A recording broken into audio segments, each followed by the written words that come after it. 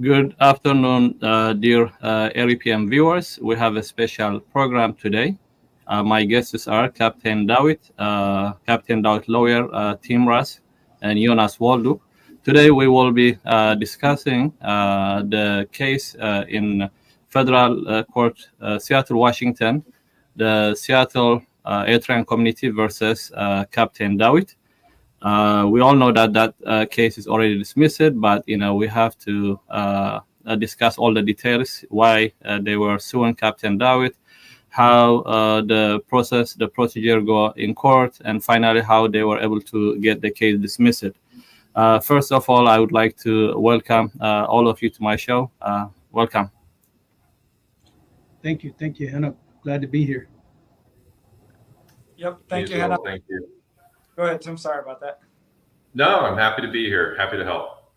All righty. Thank you, Tim, and thank you for coming here. This is RPM, Eritrean Public Media, Justice Seekers Media. So we are very thrilled to have you in our satellite TV. So, Captain, let me start with you. But before I start, there was this strategy that the PFDJ supporters or the PFDJ people, they were keep saying that in order to minimize the mass movement, they were saying that we need to sue the prominent people like Captain Dawit, and then your lawsuit comes after that. So let me hear that audio first, and then we can talk about the case, okay?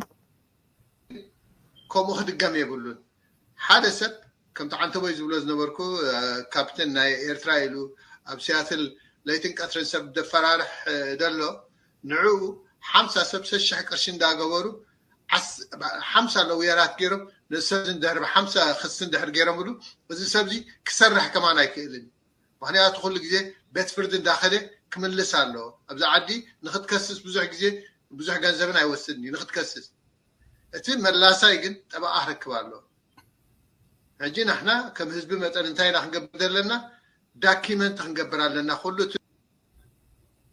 Okay, so we hear this one long time ago, and then he was talking about you. If like at least 50 people were suing him from different directions, and then we can drain him. And looks like they are also now going after a lot of people. But we'll talk about your case today. Can you give us a brief background? What was the case about? And then what do you say also about this guy? Excellent. Thank you, Hannah. Thank you for having me. First and foremost, this person, I think his name is Emmanuel Biederman. He acts as if he's some sort of spokesperson for the embassy of Eritrea, chargé d'affaires. I don't think he fully works in that capacity, but for some reason they utilize him in that capacity as an agent. And of course, you guys know Solo Media, which is a supporter of the Eritrean government that is out of Canada. What he was saying was he's saying that 1,000 people can get together and put their money up to sue me, basically to silence me. And that's my constitutional rights in America. Freedom of speech. Obviously, freedom of speech comes with some sort of boundaries. You can't just say everything that, it has implications and ramifications, which I've now learned as well. But I also understood there's boundaries as far as not, threatening people, whatever. But the whole point why I was targeted was because I do my work in English, mostly in English, and myself, Jonas, we do our work in English, and the group that's with me, supporting me. And the biggest threat to the Eritrean regime and the diaspora, the agents of the Eritrean regime, is the English language. Everything's done in Tigrina. When it's spoken in Tigrina, most English speakers have no clue what's happening, to include my attorney, Tim Rusk. Didn't know in the beginning. Once everything came out and was translated in English, he understood the capacity of what was going on. Now, am I the only one targeted? No, I happen to be probably the louder voice, and they consider me a main organizer or the biggest threat in America for the NHGDF. And it's not the Eritrean community suing me. I would like to correct that respectfully. It would be, I think, it's EASG, right? Eritrean Seattle Greater. So, how's it go, Jonas? EAGS. EAGS, Eritrean Association, Greater Seattle, Mahabrokom, which is a NHGDF organization, coincidentally, which is funded by the American government. They somehow get a 501c organization, play the nuances of the system, and then without implicating themselves. And then the government of America, our American government, is not able to see the actual agenda of this organization, and then they get the funding. What's really happening is not lining up. So we know the truth. I was able to somewhat expose it to the point where they even threatened my life, sent someone to attack me with a weapon, which he was arrested. There's a lot of other things that were involved in this case that I'm not probably going to go into detail. This is the actual case that was filed. I'm not going to mention the individual. You guys can see who sued me or whatever. The lawsuit was against me. But I'll end it there and wait for more questions. Thank you. All right, thank you, Captain. Tim, you are a lawyer for Captain Dawit. We know that the case is dismissed. Probably you didn't hear what this guy was saying, but I know that for sure you have it because it's already translated also in English. So the strategy they were saying is to sue people, and then the example he put was for Captain Dawit. If he was saying that if you like 50 people is suing him, he cannot do his business or his work, and then that's how we can go after all these people. So how can you explain a strategy like this? Can you, just from your lawyer perspective? Yes, thank you. And Hanok, also thank you for having me on. I'm happy to be here, happy to be helping today. I think that particular video was actually an important exhibit that we showed to the court. And I think it demonstrates the real intent behind the lawsuits, which is to, suppress political speech. And that's an important right that we have in this country as American citizens. And even people who are not American citizens have those same constitutional protections. So there's no reason for any person, regardless of their status in this country, to be afraid to voice their opinion. And I'm happy to support people who want to do that. Now, unfortunately, the speaker in that video was also somewhat correct. It is not hard in this country to sue people. We're a very litigious country. And so we have a lot of lawsuits, and the bars to filing a lawsuit are quite low. Now, a lot of those lawsuits would be considered frivolous. Potentially, there could be responses made to each of those lawsuits, and a lot of them would likely be dismissed. However, it's also true that each one of those lawsuits would have to be responded to individually, which of course could be extraordinarily expensive and cost prohibitive for most people. So it is important to come together as a community to address those type of lawsuits because it could be true that substantial funding would be necessary in order to adequately respond. Okay, good. Jonas, let me come to you. We all know that NhGDF agents. Are you there, Jonas? Yeah, I had a call that came in. Go ahead and ask the question. Okay, all right. So we all know that there are a lot of PFDJ agents. They were coming against prominent Eritrean justice seekers like Captain Dawit. There was a death threat coming towards Captain and so many other people. And we know also all this Mahabarakom, or what they call Eritrean communists. They were the tool for the PFDJ in diaspora. So how can we all deal with those Eritrean community, which they are not, but they were acting on behalf of the PFDJ regime, on behalf of the Eritrean embassy, and they are going against Eritrean justice seekers? Yeah, so I think we keep doing what we're doing, but we need to take it to another level. Right now is the time to raise money for a legal fund, and then just go after them offensively. Because the reality is they are doing transnational repression. We know their affiliations. We know how they're operating. They know how they're operating. And so the thing is, the evidence is already in there. And the good thing is we have the government on our side. We have the United States on our side. We have good lawyers like Tim Rusk on our side. He understands the issue. He can share the issue with all the other attorneys. So right now is the time where every community needs to chip in and create a legal fund, and we just need to go on offense. And then what's going to happen is when we do go on offense, we're going to go through a discovery process, and Tim will be able to explain how that discovery process looks. All the evidence is going to come out. Could you imagine how much evidence we have right now from EAGS? We have a lot of evidence on them already, just from Ephraim Mahari talking, period. And so that's how clear we are on what we got to do. But the main thing is we have to raise funds to go on the offense. All right. Okay.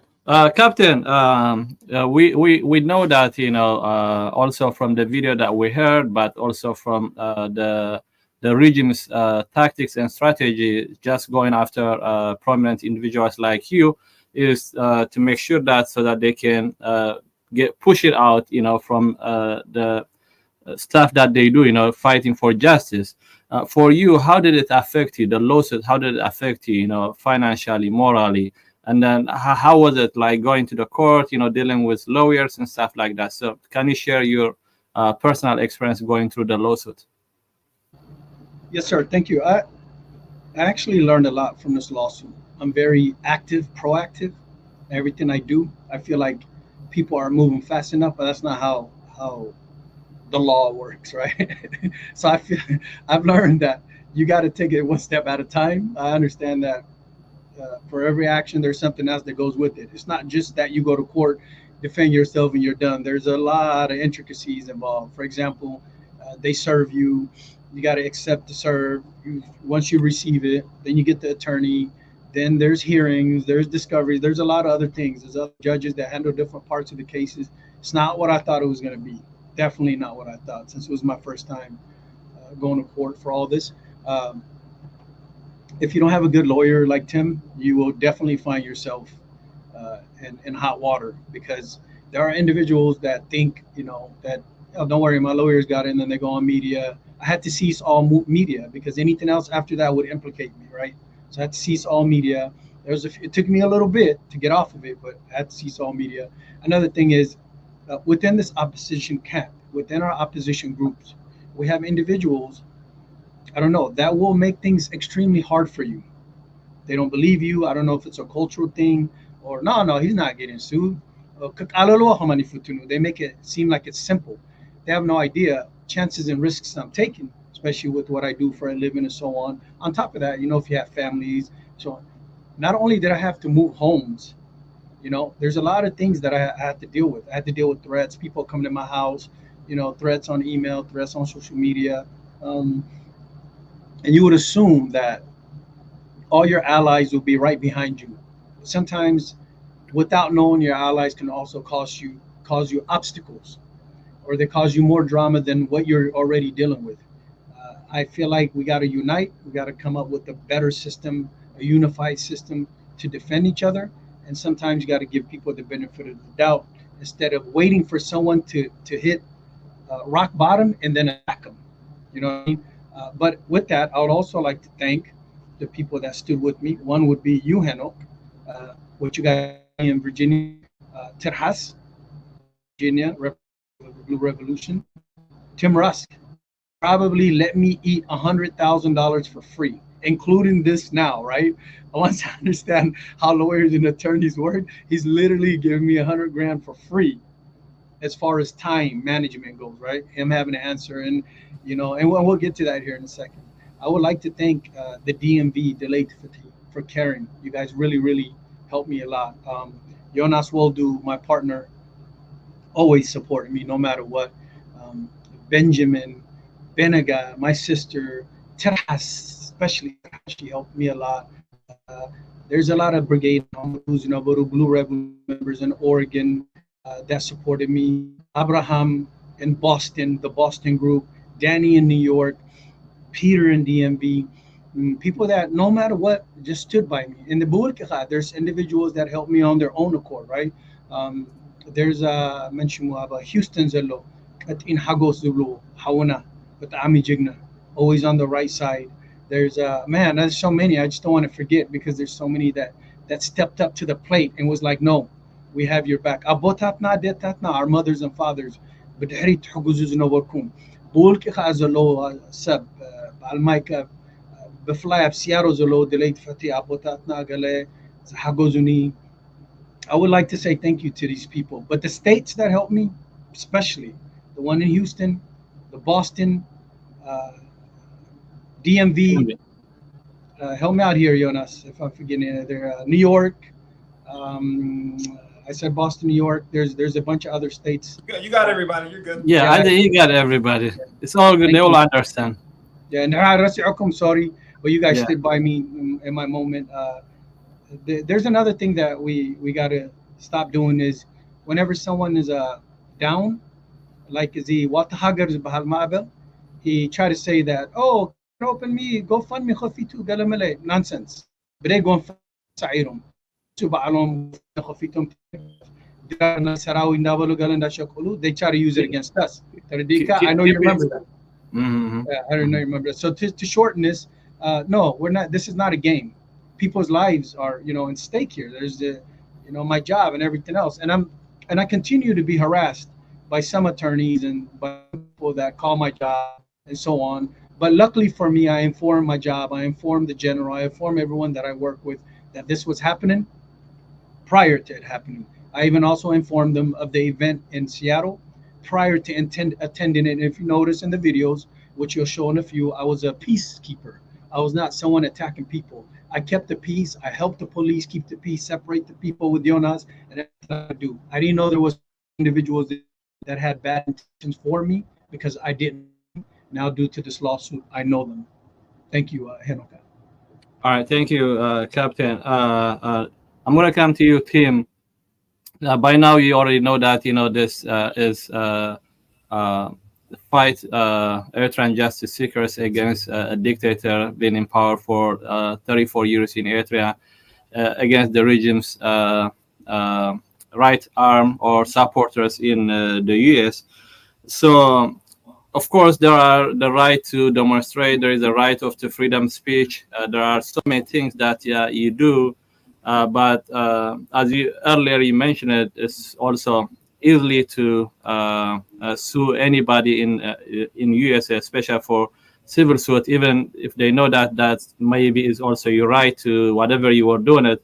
So given that one, how do you see the case in general? Because, Captain was in this demonstration, and obviously he has the right to go to demonstration.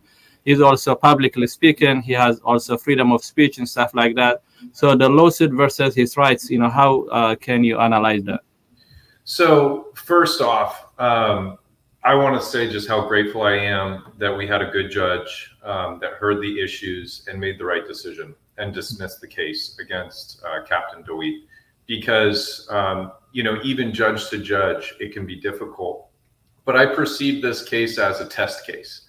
I think it was an opportunity for them to test out their strategy to suppress free speech and political action in this country, and they failed.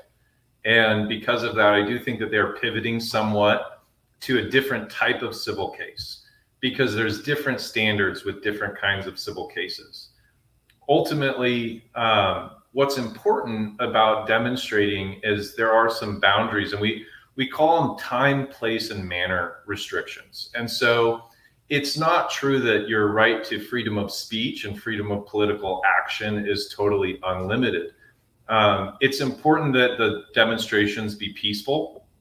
It's important that that nobody damage property or impede traffic if it's not necessary. Different localities, cities, states, counties will issue permits for registered demonstrations. It's not true that you have to have a permit to have a political demonstration, okay? But it certainly is helpful if you can organize that and make sure that the city is aware. And one of the things that we explored in our conversations preparing to fight the case against the EAGS that we won was which civil rights leaders have been successful in the past, right? And so if you're thinking about the most famous civil rights activists, you're thinking about people like Martin Luther King, you're thinking about Mahatma Gandhi, you're thinking about Nelson Mandela. And all of these individuals have something in common, and that's that they peacefully demonstrated and they peacefully conveyed their message. You can sit in on a street, you can sit in an area and make it impassable for people to get through. That is completely legal. However, vandalizing property, destroying property, assaulting people or threatening them with harm, that's where the line is in this country with respect to freedom of speech and freedom of political demonstration. So as long as we avoid those type of actions, then the movement and the demonstration will be much more successful. I think another issue that faces your community and your supporters is the insidious way that the pro-government activists have infiltrated the communities in the United States.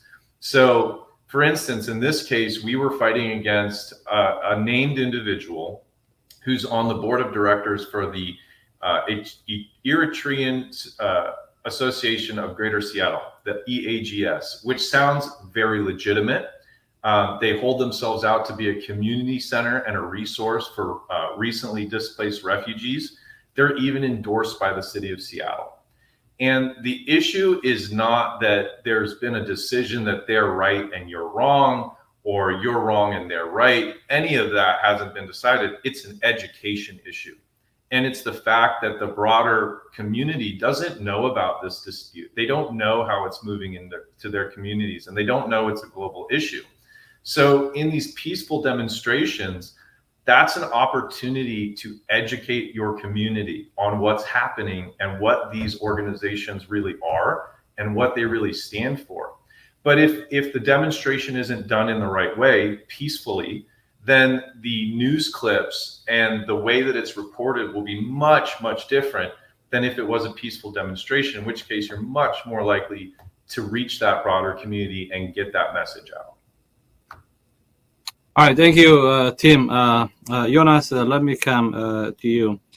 We know that the U.S. government has a lot of sanctions against the Eritrean regime and also its affiliates, including the Eritrean embassy, charged affairs, all these different branches of the Eritrean government, and almost like everyone who works for the PFDJ regime is also an extension of the regime.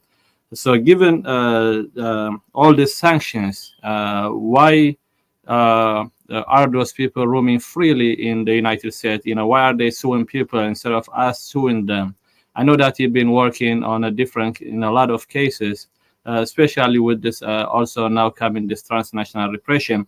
But the way I see is they feel like there is no sanction against them. They feel as there is nothing going on. So where is the issue? What are we missing right now? So here's what they're doing. They read the sanctions. They know they have the sanctions against them. There's an exception on the sanction, and the exception is humanitarian purposes. So for example, if you notice, as of September 2021, when they got sanctioned the first time, they started creating GoFundMes for cancer. And then in one day, they raised like $786,000. And so to restrict that, that means the executive order just needs to be adjusted a little bit and laser focused on the people that are doing this kind of stuff, the games that they're playing. So that's the reason why they're raising money. The other thing is they try to do funds for the military, dinners for the military and so forth, dinners for EDF and so forth. And that one got shut down because EDF is actually sanctioned, right? That one got shut down. So my point is, the reason why they're doing it is because they're finding ways to find the loopholes in the sanction. That's how they're doing it. So our responsibility is to show the affiliation, show the oppression, show the harassment, just show it. Because we have people who actually died in Israel, right, who are getting attacked from the Eritrean government supporters, right, who are attacking their own people, being controlled by either fear, selfish, or foolishness, or just evil, right? They're being controlled by something. So we have to do two things: focus on education, and then also focus on being an example of courage. Those are the two things we have to do. And then just going after them legally, and then just calling them out for what they are. And that's why we have to focus on this legal fund, and then keep speaking to lawmakers to make everything more strict and to cut off the money supply for PFDJ. And for example, Red Sea Corporation, cut off in the United States. It should be cut off globally. Hedge Trust, cut off in the United States. It should be cut off globally. And so that's the kind of level that we need to get on. All right. Thank you, Jonas. Captain, let me come to you. I know that they were hiring tags to, assassinate you. They were like in social media. They say that they will come find you and kill you and stuff like that. All those are, the PFDJ tags. And also, I know that when they were taking you to the court, you spent a lot of money to defend yourself. Even though, as you earlier mentioned, the team supported you so much with this time, and then you probably spend less that you were supposed to spend. So what are you doing to counter those, maybe the EAGS or also the people who are threatening to kill you and stuff like that? Are you doing anything to counter them? That's an excellent question, Hanno. Thank you. One, obviously, I'm an Army NCO retired, so I'm very well versed in how I need to protect myself. First thing is, I understand my First Amendment right, and I also understand my Second Amendment rights, freedom of speech, and the, ability to protect myself. I understand this, and I'm a law-abiding citizen, right? Obviously, I work on behalf of America because I'm American. I'm Eritrean American. I did swear an oath to protect America from enemies, foreign and domestic, right? I did that when I became a citizen, and I did that when I joined the U.S. military, Army. Now, I will never go looking for issues, but I know how to protect myself, right? That's the only thing. Everyone has a right to live, right? I am extremely careful where I go, how I go, what I eat, because I know how they operate. The individual that attempted to assassinate me, I know he came out on social media, showed the gun and all that, and word is he got arrested. There's some information I can't share due to, other issues behind it. He got arrested. I think there is some sort of order where he's not the country. But as far as like the Greater Seattle NhigDef organization, I personally don't know them. I've never bothered them. I guess I was making a lot of noise in USA and showing who they were. So obviously they took offense to that and decided to sue me to silence me, but that didn't work. And I want to say congratulations to the Blue Revolution opposition camp. We did it. America, you won. When I say America, I mean Eritrean Americans. Key points that Jonas hit on. There are thug organizations. Not only is there individuals, there's organizations like Rabba Agambad, which is like the 4th Regiment which is an arm for the Eritrean government that operates in America. You got the Walta Hagar, you got NhigDef, you got PFDJ. They utilize certain names such as Young People for Democratic Justice or People for Democratic Justice. These are all arms of the Eritrean government, but they try to use guys to stay undetected and utilize their language, operate in what blows my mind is the ESAG or whatever, the Greater Seattle organization. They're a nonprofit. That's what blows my mind. And they fall under the NCAA, ECCCC, and the Charge d'Affaires. If you actually do the research on organizations, you'll see if they're nonprofit, then why are they affiliated with political situations? Why are they trying to silence political ideologies? These are the questions we have to ask. How is a nonprofit organization that's funded by the people of Washington, especially Seattle, to include the mayor of Seattle, I think granted them $1 million in funding. If that's the case, a nonprofit organization working on behalf of the Eritrean government in America, right? It's a nonprofit. They're receiving funding from taxes that you and I pay, and they're solely immersed in political situations and suing people for their political ideologies. So why isn't the American government or law enforcement, or maybe we're not hitting the right agencies investigating these people? And who are these people? Do they have criminal charges from the past? Do these individuals that are leading these organizations, if you actually dissected the situation and you find out who are they, criminals? Are they stand-up individuals? I don't know. I can only speculate, right? So I assume if you dive deep enough and actually investigate the monetary flow, where the money's coming from, you can actually find where the loopholes are. And it's easy. If you actually Google what happened to NCEA or ECC in DC, and the FBI did a raid on them, to include the church systems. The churches are ran by the Eritrean government in the USA collectively, and they have to pay a 15% taxation. Individuals that support the ESAG all have to pay 2% taxation on American soil. On top of the taxes they pay on America, they got to pay the Eritrean government taxes, right? Hawalti, individuals who run money, donkeys that run money to Eritrea from America through cargo systems. This is all open information. And I'm sure the American government is finally getting smart on this. And since we're doing this in English, I would like to shout out certain senators and governors that are trying to pass the Transnational Repression Law of 2024, which is now the Transnational Repression Act of 2024, to include Mark Rubio, Senator Haggerty, Senator Jeff Merkley, Robert, I think, Kennedy, Representative Adam Schiff, and there's many others that are attempting to pass the transnational repression. We as an organization and community, law-abiding citizens, have to do this collectively and support this act and ensure that they don't abuse, they don't oppress our rights. We escape the country. We want to come here, become doctors, lawyers, and be individuals that support the society that accepted us, right? We're not going to come here and milk the society. We're going to here and help grow the society and make it a better place. Not come here, leech, and destroy the society within. So if that's the type of citizens we are, then I'm sure America will support us. We just have to reach the right folks. Thank you. All right, thank you, Captain. Tim,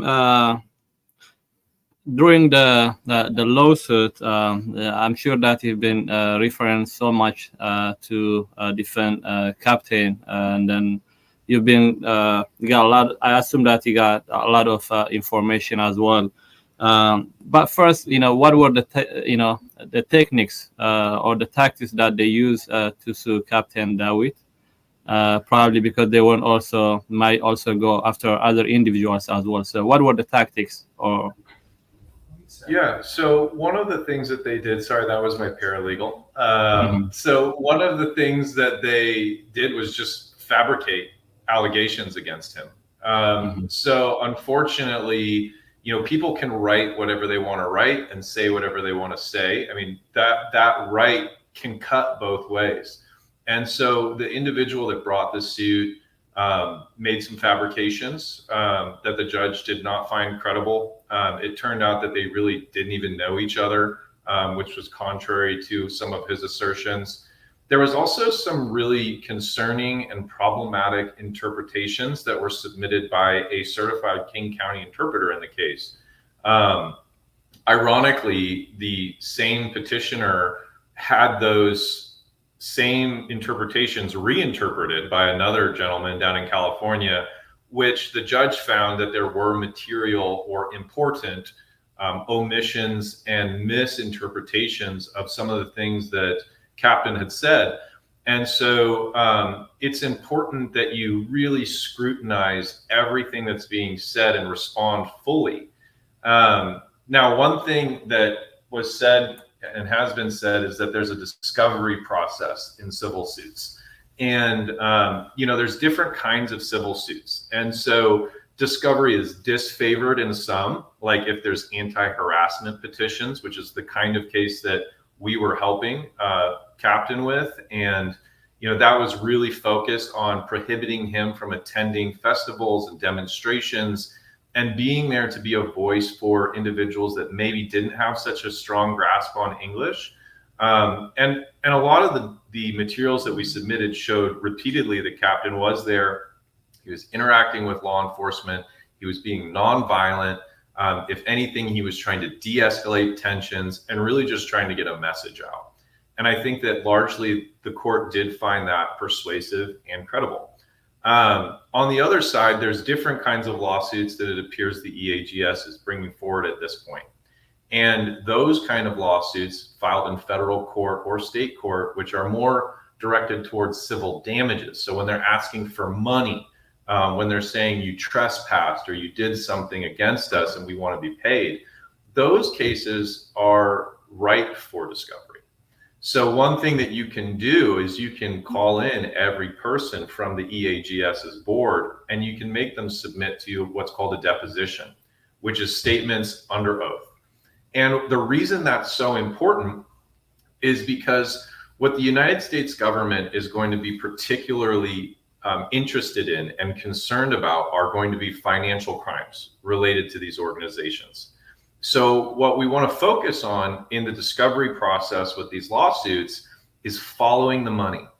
Because if we can establish that these organizations are funding the Eritrean government and we can show the money trail, then the United States government is extremely interested in that. And there are people in the Department of Justice, as well as the SEC, as well as the media who are interested in reporting it and taking action against it.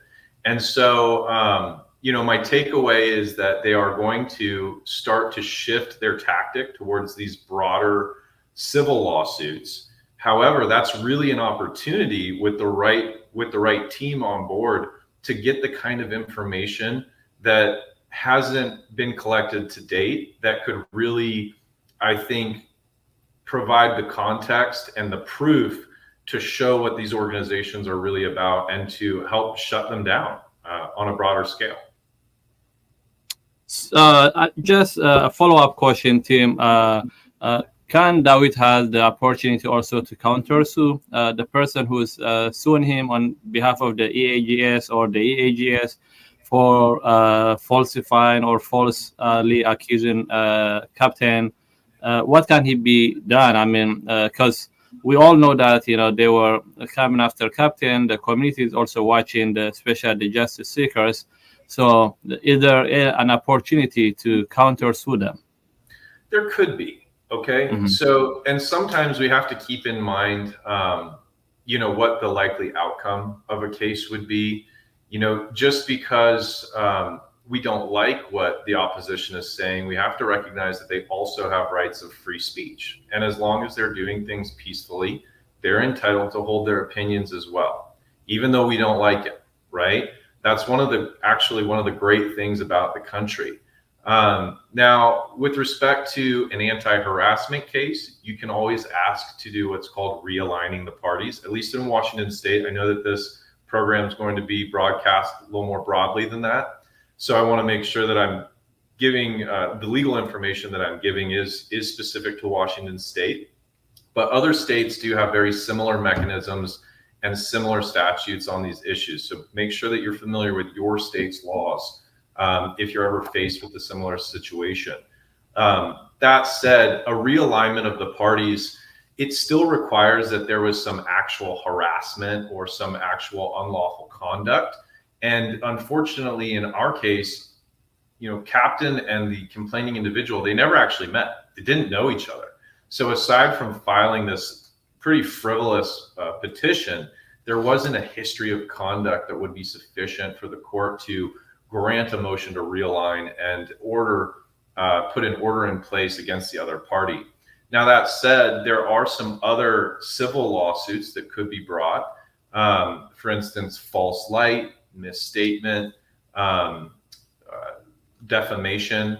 Those kinds of lawsuits can be brought forward, but we have to weigh the benefits of bringing a case like that versus the costs, right? So if we're looking at individuals, the value of that individual may not be significant for the broader goals, and the value of the lawsuit might not make it worth bringing. However, when you're dealing with the organization, so when the EAGS or the ECCC brings a lawsuit, you're able to come back and really, through the discovery process, explore what that organization is doing and get a lot more information more broadly. And you can depose the individuals who are part of that organization. And so, in respect of bringing countersuits and cross claims, it's a lot easier in those cases that are what we're going to just call civil cases and not anti-harassment cases. All right, thank you, Tim. Jonas, we all know that right now they are targeting well-known individuals, media, people who are kind of leaders in this opposition group, not only in USA, also in Europe, in Canada. They were coming after individuals. It's obviously, like when the regime has a lot of money, we are talking about it's a government in Eritrea, which utilize every resources to just go after the opposition.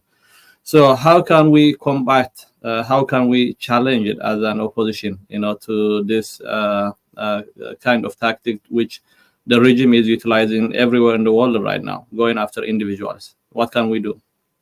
I think it comes back to creating the legal fund and just raising the money on that and always have it on deck. In fact, even for them on their side, they also created a legal fund that we're aware of. And the thing is, when we get public support, right, we'll be able to oust them on every level when it comes to legality. And you got to remember, you got to ask yourself this one question. Why is NHGDF investing so much in PFDJ? The answer is because they have the US dollar, because they're leveraging it. So we have the right to do the same thing. On top of that, we have American law to go against them. They're a sanctioned regime. And so we can literally cut off their money supply. They won't be able to do it. This includes the individuals that think they can't be traced, because they pass money to individuals, not necessarily through organizations. So both EIN and social security number can be traced, even if you don't have a social security number and you have it in your passing money through on behalf of an Eritrean government supporter, this and that, you still can be traced. And so this is how aggressive we have to be, because the game that they're playing is the fear game, and also the selfish game and the foolish game. The people who are selfish, I mean, they are what they are. They're opportunists. They're selfish. They're just looking at ways on how they can benefit. They're not thinking about their country or their people. They're thinking about themselves. So if we can convince them to have courage and be selfless, then we have an opportunity to make things happen. The people who are in fear, we got to understand that. We got to teach them how to have courage. The people who are foolish, we got to give them education, just like we're doing now. Tim is explaining exactly how the law system works right now. We need to follow his lead on that. So we're in the position of power because we're in the position of doing the right thing, courage, education. That's where we are. They're in the position of how do we take advantage of the diaspora community? How do we brainwash the PFDJ people? That's where they're at. That's where they're at.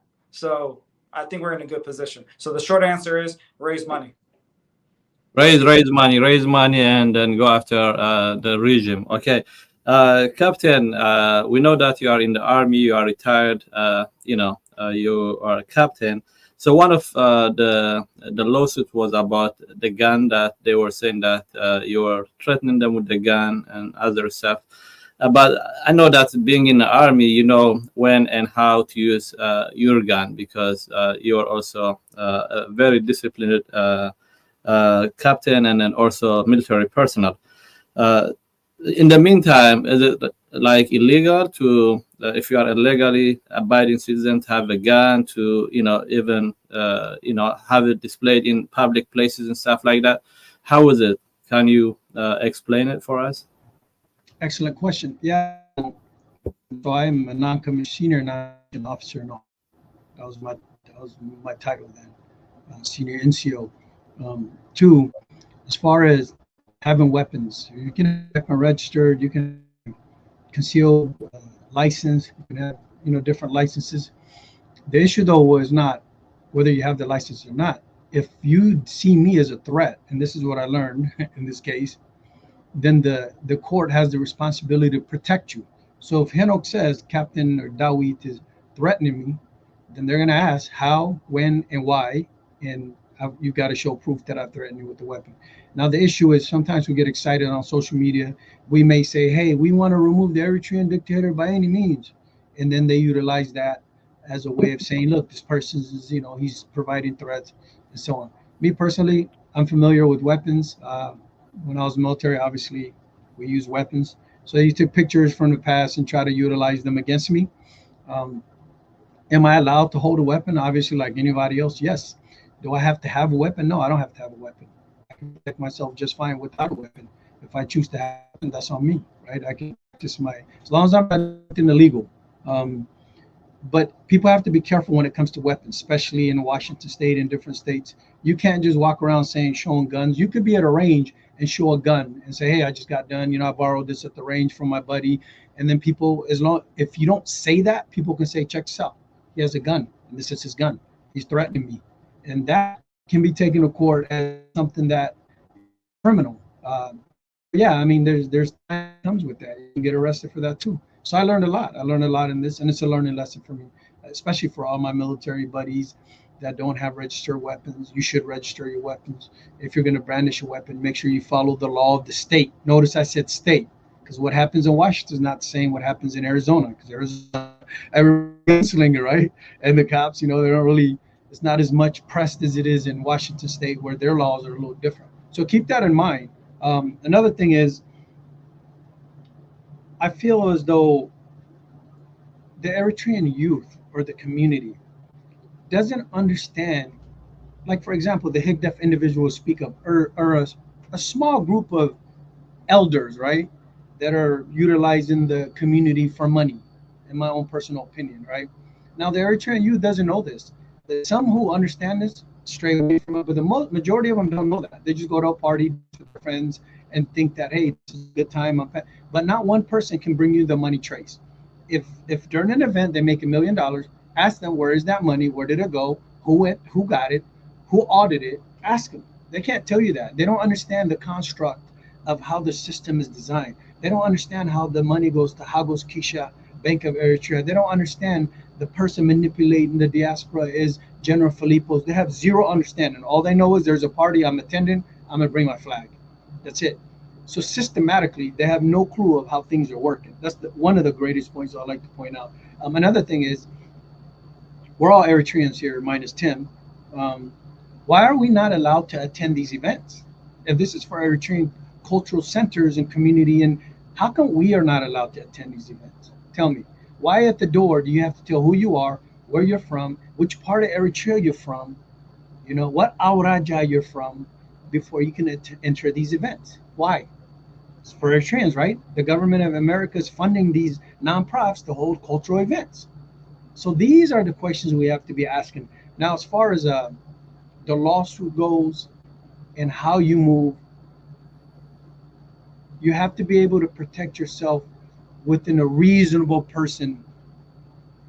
And I say reasonable person in the sense of some people who get sued continue to cause more damage to their case. The best thing you could do, cease all movement, focus on your case, and don't add to the case. Because you could start off being innocent and then end up being guilty because of whatever actions you took when the case started, right? So the best thing to do is cease all movement, stop talking, stop attending situations, stop attending places and parties and so on, because the people that are suing you will be looking for you. And they're looking for anything without a benefit of a doubt to cause you more issues. So if that's the case, you got to protect yourself, right? What you say on social media, what parties you attend, and so on. Especially if you got anger issues and so on. So these are things that we got to learn. And it's not easy because you're talking about cases that involve governments, right? So obviously you're coming in with $3,000 to $6,000 retainers and so on. So if you want to protect yourself, make sure you watch what you do and say. And when it comes to weapons, do your research on what you can and cannot have. Thank you. All right, Captain, just a follow-up question to that one. I know when they were suing you to ruin your life. They were coming after your life, after your family, after your job, and after everything. We know that you are in the army, even though you are retired, but you are working right now. So does it affect you in any way or shape? Just how are you right now? I mean, does it affect you at all? So no, that's beautiful. One, if you're going to go into this opposition group or camp and actually protest publicly, you got to make sure your foundation is solid. For example, I'm good at what I do. My supervisors all support me. I keep them informed. Everything I do, they know. That's the first step. What the general to the GS employee to whoever, DOD, whatever you want to call it, they know. Because I plan things and then I execute, right? I don't do anything criminal, so I'm not worried about being arrested for criminal charges because I'm not a criminal. Now, they'll call your job, they'll defame you, they'll call you, they call me Tigrayan, they call me Agame, they try to call my mom this and my dad this, they threaten me, they threaten to kill me on social media. I've got thousands of messages of threats. But the thing that gets me is they actually called my job and wrote a letter to my job utilizing some rinky-dink attorneys which is mind-boggling to me. But then my supervisor, whoever I work with the organization, reads that and they're like, okay, so they already know about my case, right? The organization I work for. They're looking at, okay. So not only do they harass you at home, harass you at the job, they harass you everywhere to the point where you either opposition can, you totally leave everything and move. But that's not, when I joined this, I did this with a purpose. I want to help people. I want to be a voice for the people that are being oppressed. I want to not only just Eritrean Americans, anyone that's experiencing transnational repression.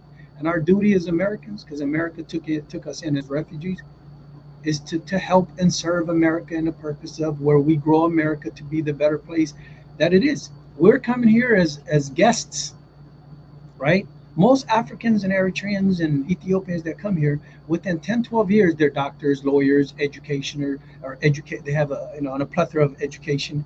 They all are successful, majority of them. All of us here are successful. Eno, Yonazmi, but under what grounds? I came here as a refugee as a kid. When I came here as a refugee, now I'm successful. Who did I do that? Where did I do that? I did that in America. So is it far-fetched to say, why shouldn't we protect America for giving us the opportunity from the dictator that we all escaped? Why am I supporting the very dictator I escaped and then working in a communist manner and learning about communism, creating paramilitary organization, secret cells from the Eritrean government operating within the U.S. to destroy America at the same time, utilizes America's resources and utilize America's, use it against America itself. It doesn't make sense to me. So for me, I'm Eritrean American. America gave me the opportunity as a refugee to be great, and I thank America for that. I am the son and a soldier of America. I've served. I went to combat. If anyone, I should have the right. I fought for everyone else to have the right to speak and have freedom of speech. Right, 24 years of service, combat tours. Why am I not allowed to exercise that very same freedom I fought for? Why am I oppressed by a foreign government because I was born there? These are questions that should be brought to congressional members and senators, and perhaps have a congressional hearing in the Senate or Congress for transnational repression act must be passed. That is my goal. I want to protect my brothers and sisters, and I want to protect America from enemies, foreign and domestic. Thank you. All right, thank you, Captain.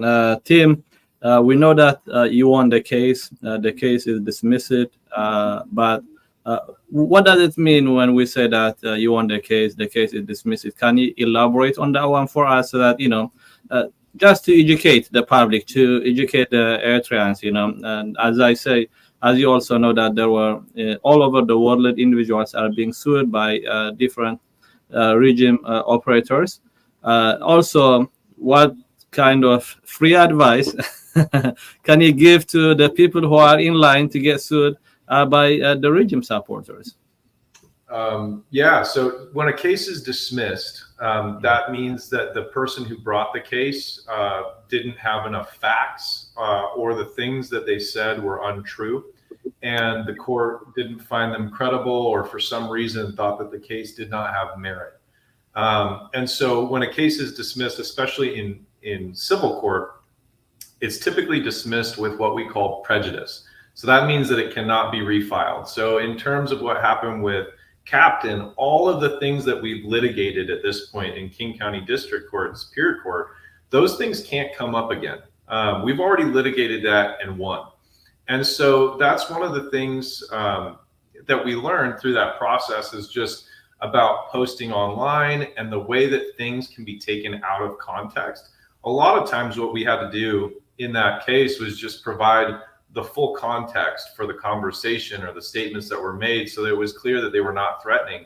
But I do just want to take one moment and revisit some of the conversation around weapons and firearms. It's really important that everybody understands that each state has very different laws. California is very different than Oregon and Washington, Arizona, and Texas. They all have very different laws. And so it's important that you know your state's laws, first of all. Second, never take a weapon to a demonstration. There's no good reason to take a weapon to a demonstration, and it will put the whole movement, the whole group of people in the wrong light for one person to have a gun at a political demonstration. It's very important not only that the demonstration be peaceful, but also that it be perceived as peaceful. And so we don't want people to think that, oh, well, we're just going to keep it calm because somebody might have a weapon. They should know nobody has a weapon. They're not there to harm anybody. They're there to make statements, to make a point, right? So never bring a weapon to a demonstration. And that includes things like knives, sticks, anything that somebody could even perceive as a weapon. Don't bring it to a demonstration. And I think what Captain said about social media posts is also very important. I know that there's people who enjoy, going to the range and shooting as a hobby, going hunting, and it's okay to post things on social media. But weapons and guns, you should consider them somewhat similar to gold, right? It's good to have it, and nobody should know that you do. Okay? And so don't post those things on the internet. Don't post pictures of guns on the internet. Those are the kinds of things that can be used against you in a later lawsuit to make it look like you're a dangerous person, even when you're not a dangerous person. And so it's really important just to keep that in mind. With respect to how people should respond and some free legal advice, and this is just legal information, just to be clear, this is not specific to anyone's case, again, because the laws in different states are so different. But typically, lawsuits first start with what's called a complaint. So in a no contact order or an anti-harassment case, we call it a petition. And the first step in handling a complaint or a petition is to respond to it. You only have a certain amount of time, and sometimes those timeframes are very short. You can always ask for a continuance if you go to court, so you can ask the judge to give you more time, but you can't ignore it. And that's the most important thing. Do not ignore a lawsuit. Don't ignore a petition if it comes your way. If an officer or a process server comes and tries to hand you papers, take the papers. Because if you just refuse to take it, that could still count as service. And now you don't even know what the papers say. The papers are going to tell you when your court date is. They're going to tell you when you need to appear. And it's important to go to court and have your side of the story heard. Because the more success that this community has against these kind of lawsuits, the less effort that they're going to put into bringing them, because they're going to drain their own resources. And the more we can collaborate, the more we can create a brief bank and make it easier and easier for people to respond. We can create some resources online where people can download forms where they could respond to these lawsuits more quickly, right? Because lawyers can be expensive. And that's my next piece of advice, is consult with a lawyer immediately. So don't wait until the day before your lawsuit. The second that you learn that there's a lawsuit, the first thing that you should do is read it, find out when your court date is, and then start finding a lawyer that can help you with this. Because we have to go to school a long time to become lawyers. You go to college, and then there's 3 years of law school. Then you have to pass the bar exam. And then the truth is, it still takes a couple of years for a lawyer to practice law before they're very good at it. And so if you don't understand not only the law, but the rules of evidence, how the judge is going to consider the evidence and how that's properly submitted and considered by the court, you're not going to stand a good chance in success in defending yourself. So super important to get a lawyer right away if you can. All right, thank you, Tim. Just a follow-up question. When you are defending Captain, I'm sure you have read and then you also seen so much documents, so that to help prepare for the case, and then just they are coming against individuals, but obviously we also want to go after them. We just, nobody want to be on the defense. We want to also be on the offense.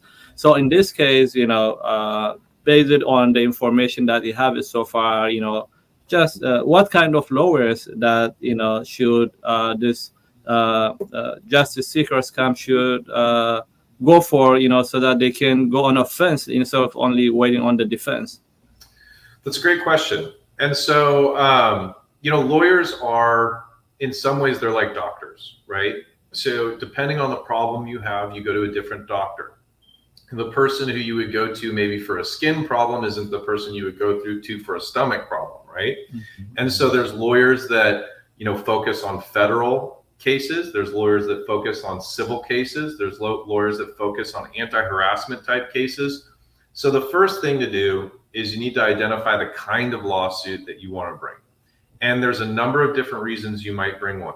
So for instance, if somebody who is planning to demonstrate against the Eritrean government starts to receive threats from individuals or from an organization, they could file an anti-harassment petition. And this can be done at no expense. So it's totally free to go into court and file one of these, and the courts will help you, and they will even help you serve it, typically at no expense to yourself, right? So that's one thing that you could do. Now, if it turns out that a person is posting things about you online, making statements that are totally untrue and false, and they're putting you in a light that is not accurate, it's not really who you are, there's civil lawsuits that you could bring for defamation or false light. Of course, if somebody injures you or they destroy some of your property. So I know, for instance, there was armed security at a festival in Tacoma that was hosted by the EAGS. If they were responsible for harming you and you suffered any injuries, then you would have a lawsuit against the individual who harmed you, the security company that employs them, as well as the EAGS for negligently hiring this security company to come and provide armed security against otherwise peaceful demonstrators, right? So there's a number of ways that you might go on offense, but it's really specific to each individual and what they're experiencing. And so you can't just, for instance, sue the EAGS because we think that they're supporting the Eritrean government. We have to have some specific acts and some specific instances of things that we can allege that are against either the criminal law or civil law. So just, I'm gonna have another follow-up question. I'm gonna spray him with questions to Tim right now before, we are almost finishing up the question that I have. We know that, lawsuits are expensive. They are expensive for individuals, also, expensive for, so many people. Why is it like, lawsuits are expensive? Is it like from lawsuit to lawsuit different? Can you just, explain this one? Yes, so that's an excellent question, and you will see a very large difference in the expenses of each case because every case is unique. So it depends on the kind of case. So for something like an anti-harassment case, you might hire a lawyer on what's called a flat fee agreement. So the lawyer might say, I'll do this petition or this response to a petition against you for $5,000 or $10,000. You pay that amount and they handle all the work. So they're not billing you by the hour. In larger cases where there's a lot of individuals named, cases that might be filed in federal court, cases that might be filed in state court, the discovery process is significant. And the lawyers that you'll want, you need a very skilled lawyer because especially in civil law, if you miss a timeline or you miss a motion or you forget to join a party or bring a cross claim, you could lose it forever because it wasn't done properly. And so you have to have a good lawyer. And good lawyers for that kind of work typically charge by the hour. And their fees can range from several $100s an hour up to, sometimes $650 an hour. So it can get really expensive because those lawyers charge by the 10th of the hour. So that means that every 6 minutes is a tenth. So a 1 minute phone call. So you say, hey, I'm just calling to check in on my case. That's 1/10. So if they charge $500 an hour, that was a $50 phone call. And so it's really, really important if you're working with a lawyer that's charging you hourly, that you're very concise in the way that you communicate with them, and that you limit your communications to the things that are important on your case. It's great for me to get to know my clients. I typically charge a flat fee, so I like to hear about their lives and their kids and what they do. But if you're working with a lawyer on an hourly basis, you really just want to talk about your case, because even if you're talking about your kids or your dog, they're still billing you. Yeah, I know that firsthand.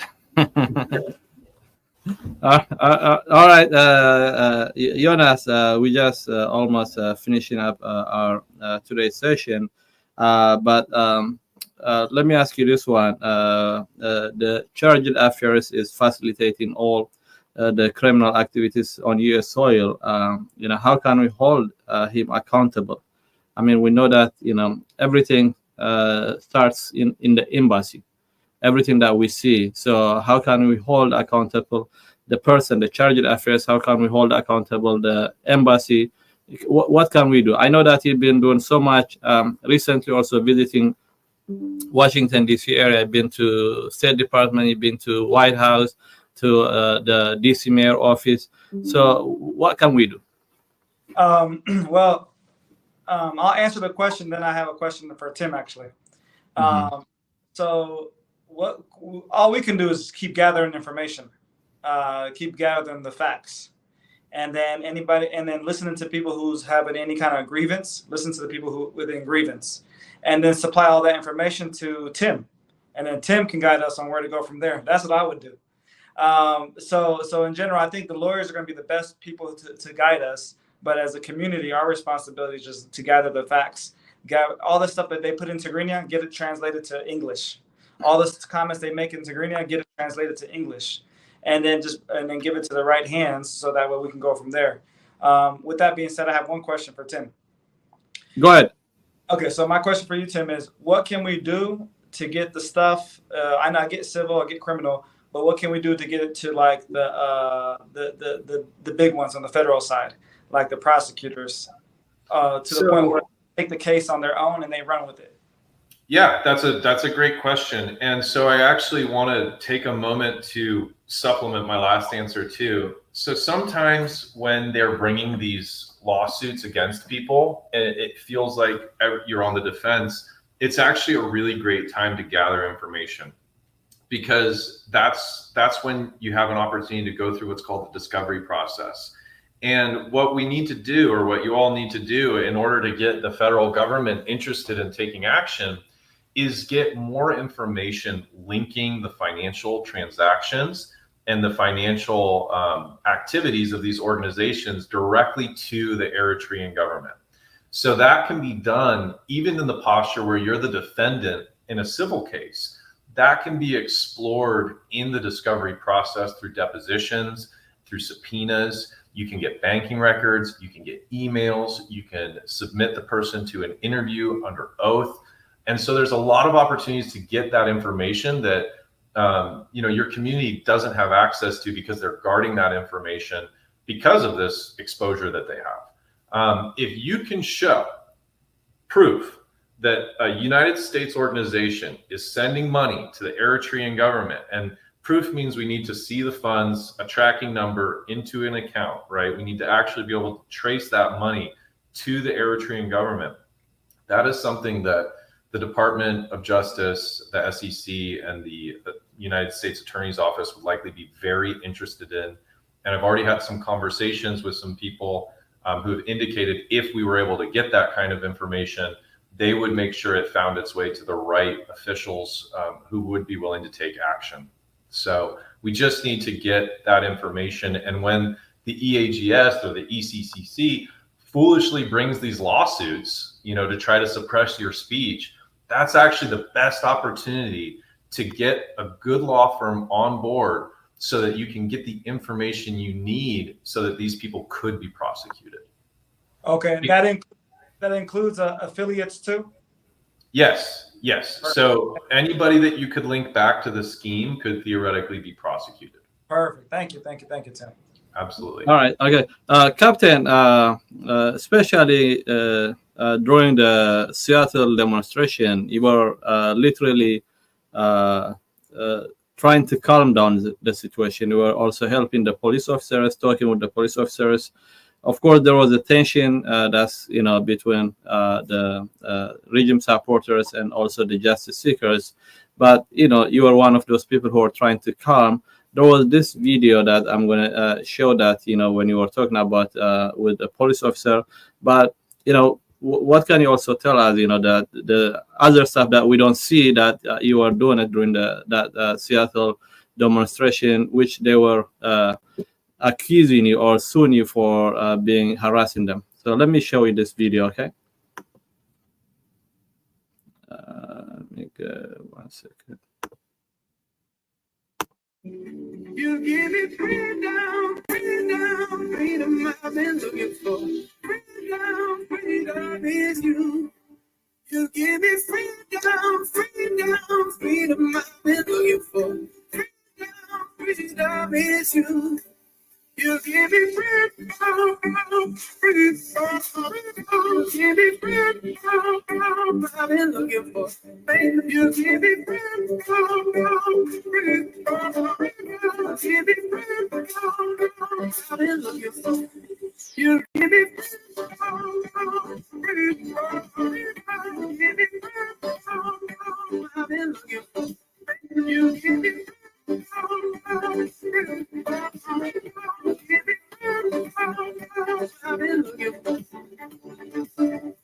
I didn't care enough to stop me falling. I didn't care about myself. All right, it's not only the police officer, but also a lot of your friends, a lot of your comrades. So Yeah, sorry. So the point of that video was, if you notice, no matter where we go, it's peaceful. We got our Eritrean freedom flag. We got American flag. No one's getting hit. Everyone's happy. It's organized. In the Seattle event, if you notice, and I know you were there yourself, they would try us by walking through the middle of us and causing problems. And then people would defend themselves. So I'd get in the middle. I'm able-bodied, strong enough to separate both parties and say, listen, you guys need to stop antagonizing and pushing and trying to bully the people that are protesting. It got to the point where I needed a little help because I've gotten I think it was 15 people to assist me in breaking up certain situations. It got so bad they were even sending little kids to antagonize and pick on us, thinking that, oh no, they're not going to hit little kids, so let's send the little kids. Look, frivolous things, like things that are very, very immature. And then they sent a few people that were visiting from different states, thugs, to come fight us and challenge us and, everything. Initially in the morning, when they say that the people supposedly tore down the tents and so on, they were hit by batons. They were fired upon in Tacoma with shotguns in the air. They were pepper sprayed. The others were hit in the head and the side with batons. When the law enforcement came and I was helping them on us, the police confiscated the weapon. For some reason, I got the case. There's different other situations that we have the files for, or the case numbers for. But it's alarming to me that the Tacoma police, I think for this situation, they were all on stand down. The mayor gave that order, however it went down. When they took the weapon from the guy, they didn't arrest him. They actually let him back in the building at the event. So obviously he came in the event with the weapon, was allowed to walk in the event with the weapon, and then was back out. And then when he took the weapon out against us, we have video of that. The police took the weapon from him, held it down, and him back in the building. Furthermore, one of our protesters got a phone from an individual, the uncle of the person suing me in Seattle. Is someone that has a lot of money because he deals with the Eritrean government and in a bad manner, makes his money from different ways, right? Anyhow, he was inviting some of the protesters to come in as a setup with people with weapons ready to attack them and so on. So I know all this because I've got intel myself, right? Obviously. So I did everything in my power to keep the peace.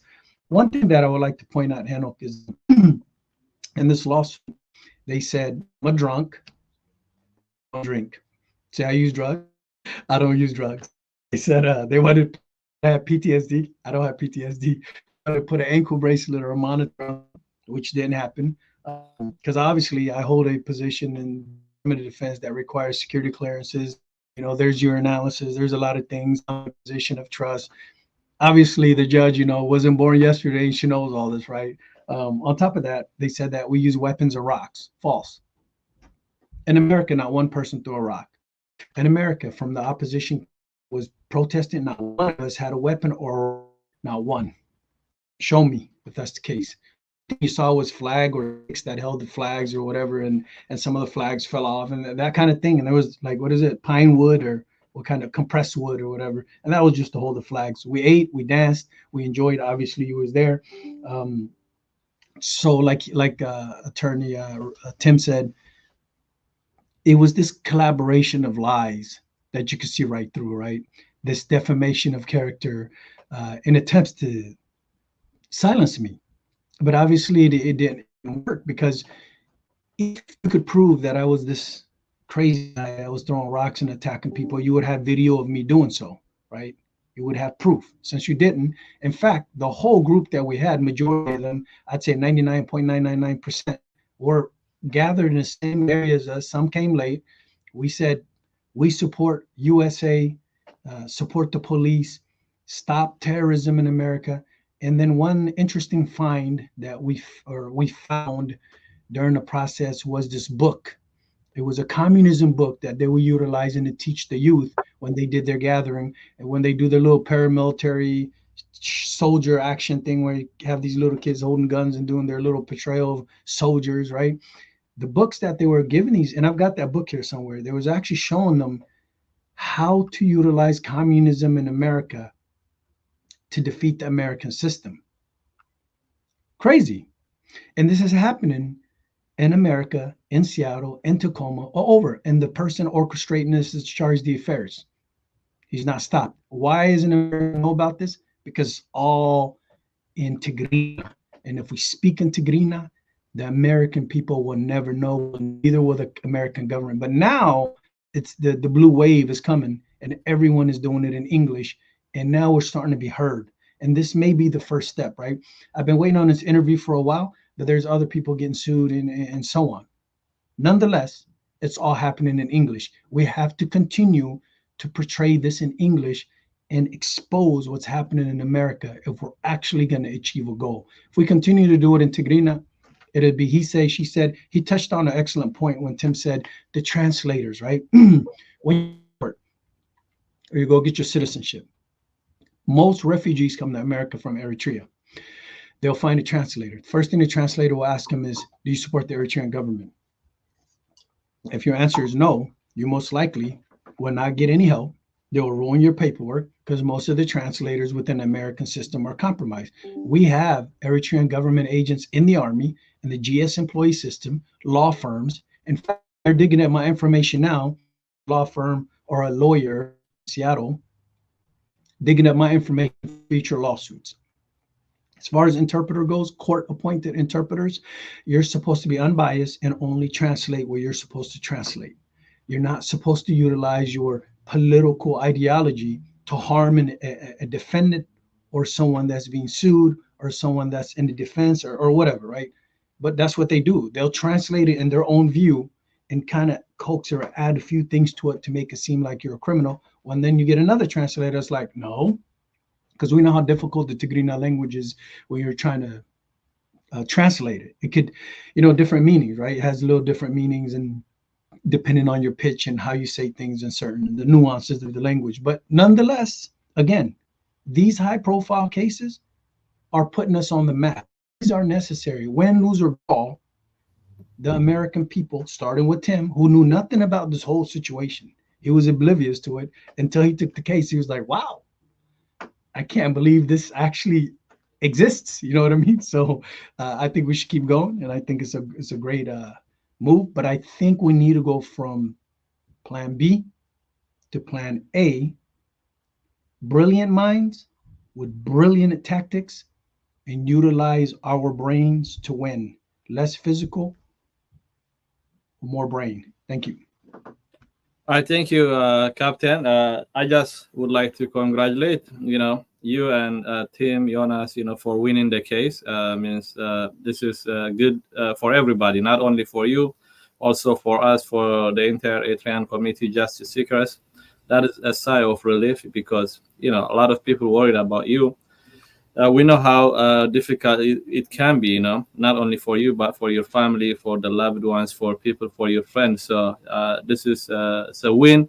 And that's also a starting point, for so many winnings that is going to come on our way, not only for the lawsuit that they file against us, but also for the lawsuit that we're going to file against them. So this is just a good start.